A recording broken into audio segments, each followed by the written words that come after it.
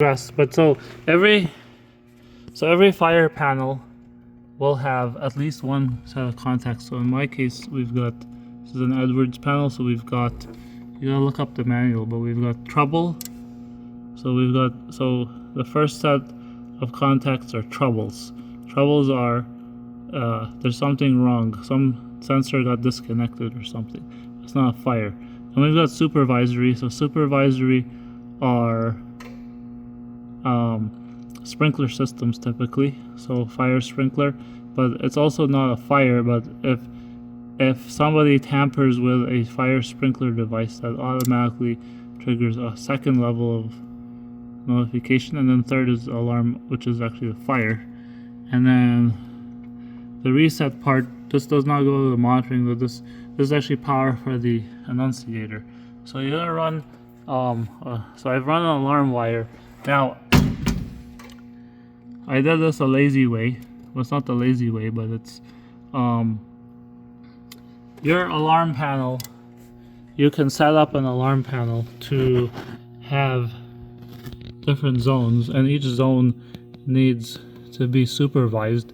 So this can either be an open or a closed. So in an open zone, see, we see on the left Z1 and then common.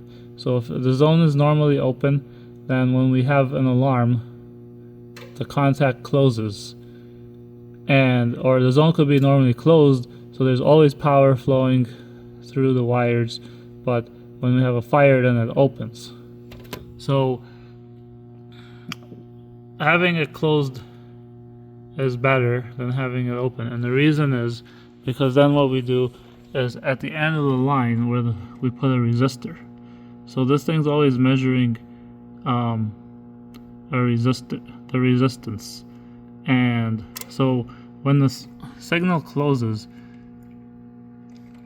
we end up, when the signal opens, then we have no power flowing through, but when the signal is closed, we have a resistance. So if someone were to cut the wire, for example, or tamper with this, there wouldn't be a resistance anymore. So nobody can come in here, and if somebody were to come in here and short out some of these contacts, they would totally fail because there'd be no more resistance. So, or try to short it out somewhere along the line, because these panels, they don't necessarily have to be next to each other. But I can show you what I did.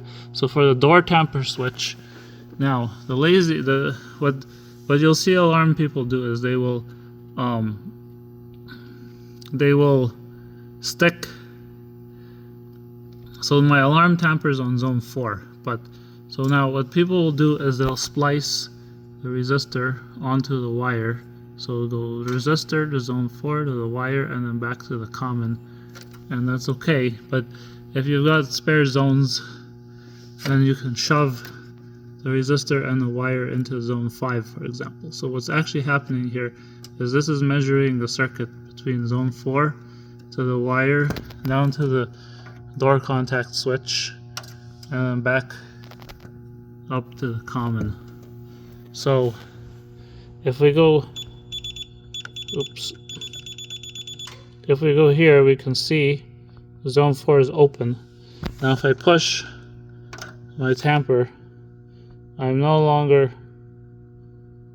open, but I still have to set the date and time. So of course, system is armed, and that's super important because otherwise we don't end up being able to supervise our zones. So we've done the same thing here. We've put our resistors on the common side, or not on the common side, on the normally open contact, and then this way we could supervise the 3 zones. If there are any questions, please post a comment. Thank you.